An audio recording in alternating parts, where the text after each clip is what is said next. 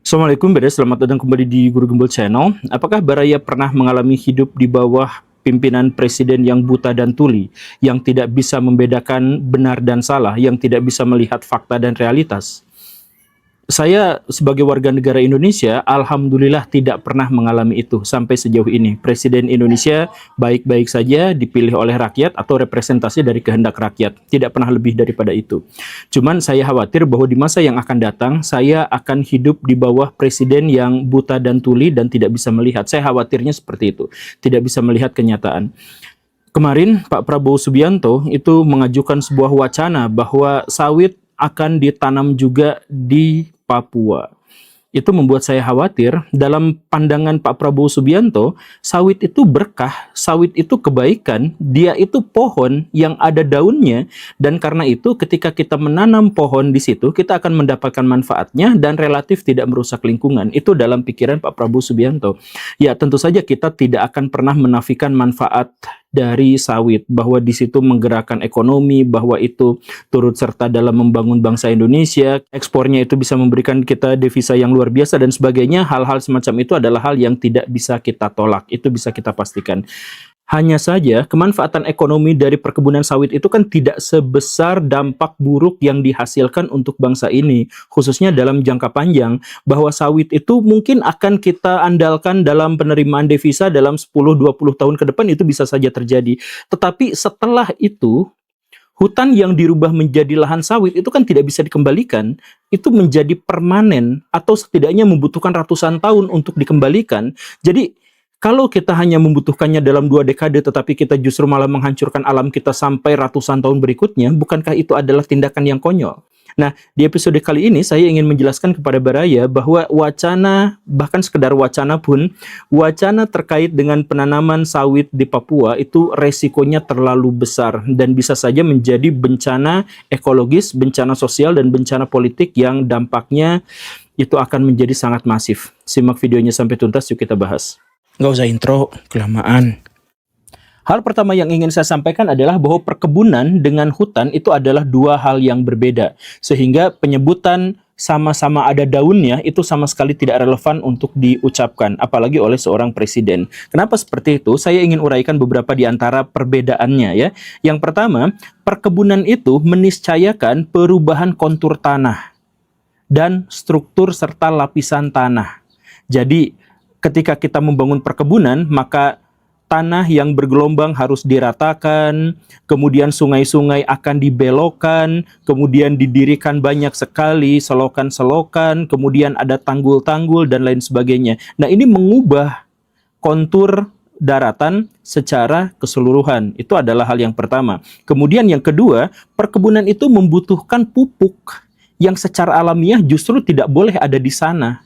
Nah, penyediaan pupuk ini juga lagi-lagi akan mengubah unsur hara di dalam tanah. Dan karena itu, maka semua ekosistem itu akan berubah di atas perkebunan. Itu hal yang kedua. Kemudian yang ketiga, perkebunan itu monokultural. Dan karena itu, dia akan membatasi dan atau menghilangkan komoditas-komoditas atau tumbuhan-tumbuhan yang lain selain dari yang dibutuhkan dan diinginkan oleh manusia di area itu. Jadi kalau dulu mah dalam satu petak hutan seluas 1 hektar ada begitu banyak tumbuhan, ada begitu banyak hewan dan sebagainya. Maka kalau jadi perkebunan, dalam hal ini perkebunan sawit, maka tanaman yang boleh ada di situ hanya sawit. Selain tanaman sawit, maka yang lain disebut sebagai hama atau gulma. Begitu kan? Walaupun aslinya dia ada di situ, tetapi ketika dia sudah berubah menjadi perkebunan, maka dia sama sekali tidak boleh diterima. Demikian pun dengan hewan-hewan. Hewan-hewan di hutan itu ekosistemnya sudah terjaga. Harimau jumlahnya sekian sudah seimbang dengan jumlah buruannya. Ulat itu sudah seimbang dengan daun yang dimakannya. Semuanya seperti itu. Tetapi ketika sudah jadi perkebunan, maka harimau dan babi hutan dari statusnya awalnya adalah hewan langka berubah menjadi hama. Babi hutan kalau masuk perkebunan kan jadi hama. Betapapun babi hutan itulah sebenarnya pemilik dari tanah itu, dari leluhur sebelum-sebelumnya memang habitatnya udah ada di sana. Ketika sudah berubah menjadi perkebunan, dia berubah menjadi hama. Demikian pun harimau, harimau berubah menjadi ancaman, dan itu adalah hewan-hewan yang besar, yang kecil-kecil juga sama aja gitu. Jadi ada ulat-ulat yang biasanya ada di sana, ada kupu-kupu yang ada di sana, serangga, cacing dan sebagainya juga ada di sana. Itu semuanya tidak boleh ada di sana dan disemprotin sama pestisida dan insektisida. Semuanya dirubah menjadi sawit, dan dalam hal itulah maka hutan dengan perkebunan lagi-lagi itu sangat berbeda. Kemudian perkebunan yang monokultural itu juga berinteraksi dengan tanahnya dengan cara yang sangat berbeda dengan kalau dia adalah hutan. Kalau monokultural, akarnya ya segitu-segitu saja, kemudian berhadapan dengan sungai ya begitu-begitu saja, berhadapan dengan angin begitu-begitu saja. Nah, kalau hutan itu kan sudah sangat berbeda, akar satu dengan akar yang lain saling menunjang, kemudian hewan satu dengan hewan yang lain sudah menunjang dan sebagainya. Maka ingin saya tegaskan sekali lagi bahwa hutan itu tidak sama dengan perkebunan, dan sawit tidak sama dengan pohon yang lain betapapun sama-sama ada daunnya. Dan ingin saya tegaskan, ini baru perbedaan di permukaan. Kalau kita melihat sawit sebagai industri, sebagai yang menggerakkan ekonomi, maka itu kan harus dibuat dalam skala yang sangat besar, skala yang sangat-sangat masif. Dan karena itu, maka biasanya perubahan dari hutan berubah menjadi perkebunan itu harus dibakar. Karena itu adalah cara yang paling instan dan cara yang paling murah. Maka saya tanya kepada Baraya, sejak kapan hutan di Sumatera itu berubah menjadi lahan sawit?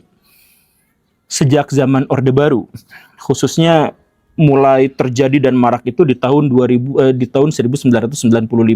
Dan apa yang terjadi di tahun 1997, terjadi kebakaran hebat. Nah, kebakaran ini bukan hanya sekedar kebakaran yang akhirnya yang cuman disemprot sama damkar dan sebagainya, nggak sebatas itu. Tapi ini mengganggu aktivitas manusia di seluruh Asia Tenggara. Seluruh Asia Tenggara, Baraya, bayangkan ya. Jadi misalkan Changi Airport itu sempat beberapa hari tidak bisa digunakan. Pesawat tidak bisa lepas landas di sana. Begitupun yang ada di Malaysia. Begitupun dengan ada yang di Myanmar, Kamboja dan sebagainya. Semuanya kena asap. Dan ditambah lagi dengan penyakit yang berhubungan dengan pernapasan itu meningkat drastis. Kematian yang disebabkan olehnya itu meningkat drastis. Baraya yang pernah mengalami kejadian tahun 1997, itu Indonesia tuh diolok-olok, dicela, dimusuhin sama negara-negara tetangga. Bahkan dulu sampai ada lagu parodi gitu ya, yang berhubungan dengan itu. Dengan kebakaran hutan itu memalukan sekali, Baraya, dan merenggut banyak jiwa manusia, dan ditambah dengan kelumpuhan ekonomi yang sangat besar. Indonesia dimusuhin, dan itu baru tahun 1997. Lalu 1999 kejadian lagi, tahun 2005 kejadian lagi, 2006 2009 kejadian lagi, 2013 itu sampai memicu keretakan diplomatik yang sangat luar biasa Indonesia, Malaysia dengan Singapura. Karena kita tuh dibully. Bayangin aja, Baraya, hutan dibakar, asapnya mengelilingi semua Asia Tenggara, menghentikan kegiatan ekonomi dan menyebabkan kematian pada banyak pihak. Itu Indonesia pelakunya. Dan bukan hanya 2013, dilanjut dong 2014, 2015, ini adalah salah satu yang terburuk, kemudian 2019. Mungkin Baraya tidak banyak mendengar berita yang semacam ini kecuali yang tahun 97 itu. Mungkin ya, mungkin. Karena memang akses terhadap berita kebakaran ini dibatasi.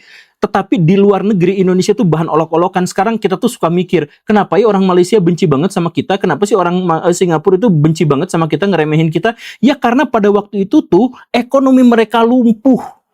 Dan kesehatan keluarganya itu terganggu gara-gara ada pembakaran hutan yang jelas dilakukan oleh orang-orang Indonesia. Terjadi di Indonesia, baik oleh pemerintahannya dalam tanda kutip maupun oleh pihak swasta. Tapi yang jelas ada pembakarannya di Indonesia. Nah, itulah awal mula dari perubahan hutan berubah menjadi sawit. Jadi untuk mengubah dari hutan jadi sawit aja, effortnya, kerugiannya itu luar biasa, fantastis. Dan lagi-lagi ketika kita berpikir bahwa Pak Prabowo Subianto mewacanakan akan juga menanam sawit di Papua, apa yang dipikirkannya? Apakah kita akan melihat bahwa Papua juga akan kebakaran sama seperti Sumatera kemarin? Apakah kita akan melihat Papua juga itu akan ada banjir bandang dengan gelondongan-gelondongan kayu sama seperti yang di Sumatera? Apakah itu yang dibayangkannya? Pak Prabowo lagi-lagi berpikir bahwa Sawit itu berkah, sawit itu anugerah, bahwa dia bisa dijadikan bahan bakar alternatif, misalkan biofuel dan lain sebagainya. Gini saya jelasin, bencana ekologis kalau misalkan terjadi di Papua ya. Selain masalah-masalah yang tadi itu, Pulau Papua itu khas, unik. Secara geologis dan geografis itu memang berbeda dengan banyak pulau lain di Nusantara. Hewan-hewannya berbeda. Burung-burungnya, tanamannya banyak yang endemik di sana, banyak yang eksotik di sana. Nah, kalau di sana hutannya dibakar, banyak di antara mereka yang akan jadi punah. Atau kalaupun ada yang mereka berhasil mengungsi, kabur, kemudian ketika hewan-hewan itu balik lagi ke tanah mereka yang semula, sudah berubah menjadi sawit. Dan kemudian mereka tiba-tiba statusnya berubah dari hewan langka menjadi hama. Cendrawasih itu bisa jadi hama, kasuari itu bisa jadi hama, kalau itu ada di lahan perkebunan sawit. Baraya pikirkan itu. Dan bukan hanya soal itu, ini juga dampak sosialnya besar. Dampak sosial itu maksudnya orang-orang Papua itu sudah punya tanah adat. Di sana sudah punya ekosistem. Mereka tuh sudah hidup di sana dengan gaya bahasanya, dengan tutur katanya, dengan budaya dan tradisinya. Mereka sudah memiliki kekhasan di sana. Kalau sampai di sana juga diubah menjadi sawit, apa yang terjadi? Sengketa lahan, Baraya. Itu dijamin sengketa lahan. Di Sumatera, di Kalimantan, di Sulawesi, di Nusa Tenggara Barat, sengketa lahan di Indonesia itu mencapai ratusan ribu hektar. Jumlah kepala keluarga yang diusir dan atau diambil alih tanahnya itu mencapai 183.000 kepala keluarga. Nah, apakah itu juga akan terjadi di Papua? Coba bayangkan dampak politiknya seperti apa. Orang Papua tuh sering, banyak di antara mereka, tidak semua, tapi banyak di antara mereka yang mengidentifikasi kami itu berbeda dengan orang Indonesia di sebelah barat. Kami itu karakteristik fisiknya seperti ini, karakteristik budayanya seperti ini, dan lain sebagainya. Kami itu terlalu banyak perbedaan. Sekarang ditambah lagi dengan ini, pecah, Baraya. Makanya dalam hal ini tuh saya sering berpikir, apakah Pak Prabowo itu melihat realitas atau tidak gitu. Kan ini katanya ketahanan pangan buat biofuel dan sebagainya. Justru isu ketahanan pangan ini bahkan lebih fatal lagi. Coba Baraya tanya, ketahanan pangan macam apa yang sebenarnya diperjuangkan? Bikin sawit di Papua itu apa? Orang Sumatera sebelum ada sawit mereka tuh cukup makan. Orang Kalimantan sebelum ada tambang batu bara mereka tuh cukup makan. Yang kurang makan tuh orang Jawa. Karena pulaunya sudah habis karena terlalu banyak populasi manusia. Itu kan? Jadi kalau misalkan urusannya adalah ketahanan pangan, orang Papua tuh ketahanan pangannya kuat, orang Sulawesi itu ketahanan pangannya kuat, yang nggak kuat tuh Jawa. Jadi kalau misalkan isunya adalah ketahanan pangan, habis kita, semakin pecah kita. Atau misalkan isu yang lainnya yang lebih kocak, misalkan ya maaf, itu adalah karena biofuel yang tadi itu. Biofuel itu adalah bahan bakar sementara dalam tanda kutip transisi. Semua negara-negara maju di seluruh dunia sekarang sedang bergerak ke arah yang lebih maju. Mungkin dalam 1-2 dekade ke depan, mobil-mobil, motor-motor hidrogen itu sudah berkembang kemana-mana. Dan mereka tidak lagi membutuhkan biofuel. Lagi-lagi sekarang saya katakan, kalau memang sawit ini digunakan untuk biofuel, yang relevansi digunakannya hanya untuk 10-20 tahun ke depan, tetapi kerusakan lingkungan tidak bisa dikembalikan, itu proses berpikirnya gimana? Tapi ya itu, saya juga mungkin nggak bisa nyalahin Pak Prabowo secara berlebihan karena kita mau sudah tahu ya bahwa Pak Prabowo itu informasi-informasi yang masuk ke dalamnya itu disortir gitu atau diverifikasi gitu. Saya nggak tahu, makanya kemarin pas saya bikin video yang Pak Prabowo itu anti kritik gitu ya dan sebagainya, kayaknya itu juga nggak didengar deh. Yang mendengarnya mungkin adalah Pak Deddy Kobisa, Pak Rocky Gerung, Ibu Najwa mungkin mendengar itu. Dan ya saya juga dalam video itu sebenarnya agak berlebihan menyebut bahwa mereka itu sama sekali tidak mengkritik gitu ya. Sebenarnya ya mereka mengkritik, cuman intensitasnya tidak sebesar sebelumnya. Dalam hal itu memang saya mengeneralisir lebih besar lagi. Cuman maksud saya pada waktu itu video saya itu kemarahan yang membuncah soal kenapa Pak Prabowo itu benar-benar diisolir gitu.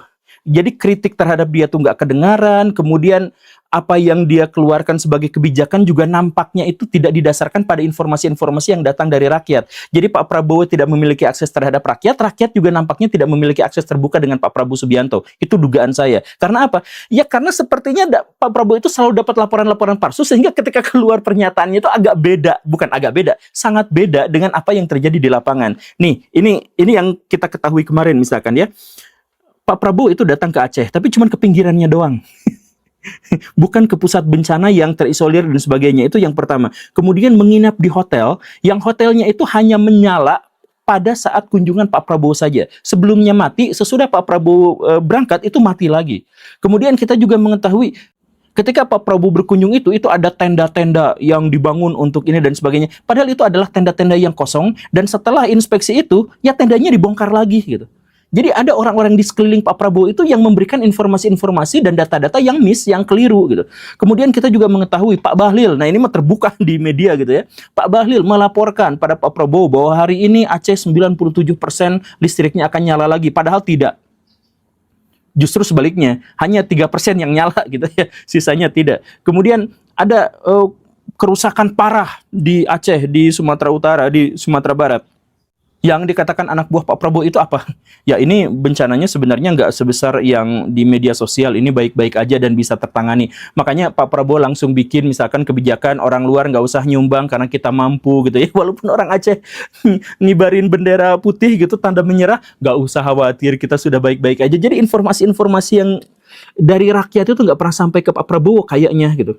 Ya makanya sekali lagi saya tuh kemarin tuh jadi galau sampai-sampai Pak Deddy Kobisa, Ibu Najwa Shihab saya tuntut untuk mengkritik gitu, karena jarang sekali mengkritik, ya itu mungkin berlebihan, tapi dan bahkan video ini pun juga nggak akan didengar mungkin sama Pak Prabowo dan lain-lainnya. Mungkin ya saya sih masih tetap berharap Pak Rocky Gerung, Pak Deddy Kobisa itu menyampaikan kritik kepada, kan mereka tuh sebenarnya punya akses untuk itu gitu. Jadi ya saya mohon maaf kalau misalkan saya menyebut mereka itu sama sekali tidak mengkritik, tapi saya sangat berharap banget agar mereka tuh benar-benar memiliki atau memberikan kepada kita jembatan atau akses agar suara kita tuh didengar oleh Pak Prabowo Subianto, dan agar suara Pak Prabowo Subianto itu langsung terhubung dengan rakyatnya.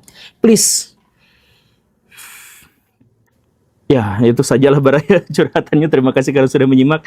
Saya Guru Gembul. Assalamualaikum warahmatullahi wabarakatuh.